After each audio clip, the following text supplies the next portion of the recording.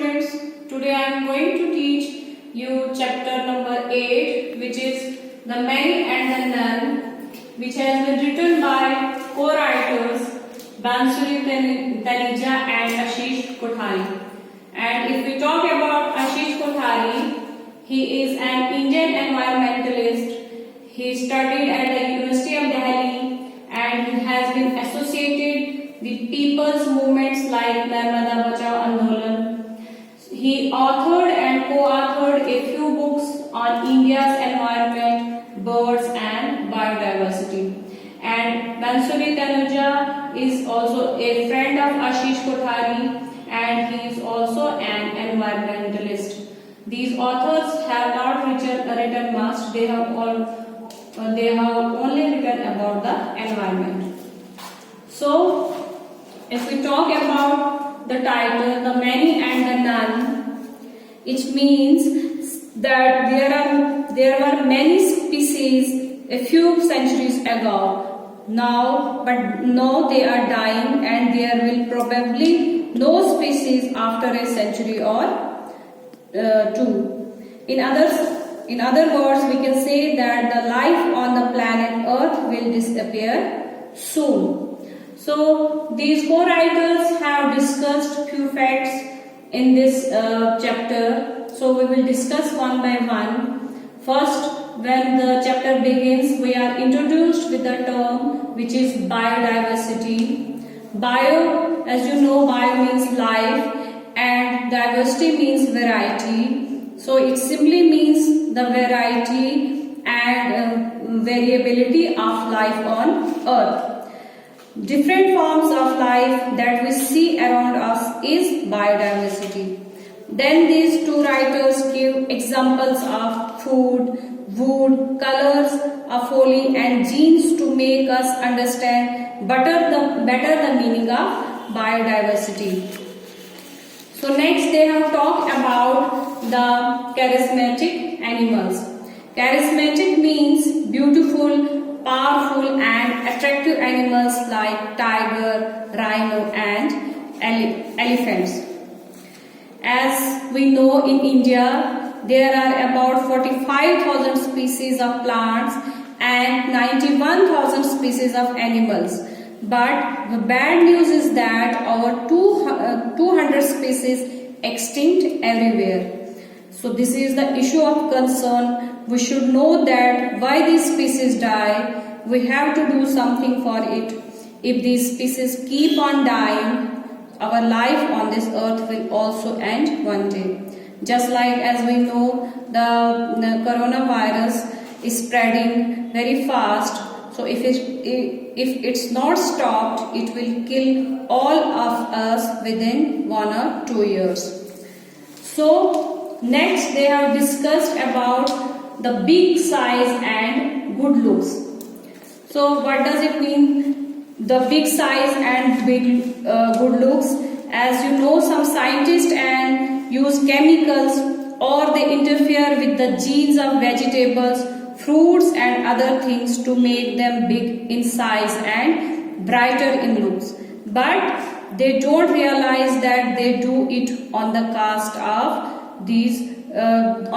of taste of these veggies and fruits. So next they have discussed about the loss of biodiversity. These authors gave us the example of a ship losing nuts. They says that if a ship loses one nut, the loss seems minor. But if the ship goes on losing nut after nut, the loss becomes alarming.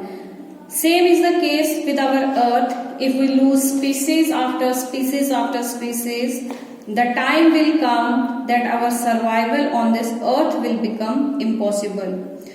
So, we should conserve our earth. Now, next they have talked about the importance of biodiversity. These writers says that as in India, biodiversity is very essential and very significant for the Indian people. Why? Because India is a land of ecosystem people, as you know. And ecosystem means the people whose life is directly dependent on agriculture and other things. As we know, hundreds of small farmers, fisher folks, herders, hunter-gatherers, etc. directly depend on biodiversity, and they get fuel, food, fodder, housing material, medicines from biodiversity. So people get things are actually basic necessity from biodiversity. So any loss of it is a direct attack on the survival of people. So next, these writers has talked about Jagat Singh Chaudhary, who actually motivates us for afforestation. And afforestation, as you know, means plant more and more plants. And he uses a list of trees that he wants us to plant in the forest. He says to plant trees like banch, kafai, ayar, burns, rambans, bans, ringal, etc. Next step they discussed is about the high-tech biotechnology scientist. And here they says that we should ignore the pieces of advice given by high-tech biotechnology scientists. Why? Because they sometimes guide farmers that they have to use modern techniques for cultivation and farming, but we should not take them seriously because these people are after big size and good looks. They are not after natural taste of things or natural variations of fruits, birds and animals. So next they talked about maintaining balance between economic development and conservation of biodiverse life. It means that we have to save biodiversity, we have to maintain a balance, but that doesn't mean that we don't cut plants for fruits and veggies. If we cut plants, we should plant more at their places. And if we kill animals for meat, so we need to raise new animals so that balance should be maintained. And finally, this lesson ends with a quote by Native American chief. His name is Settle. And he summarizes the whole chapter by saying that when all the eagles and fishes are gone and the waters killed by pollution, only then will we realize that money cannot be eaten. So this message is that we should not ignore the need for sustaining species like eagles, fishes, plants and animals. So globalization and commercialization should not be allowed to interfere with the conservation of species. So that's all about this chapter. Thank you.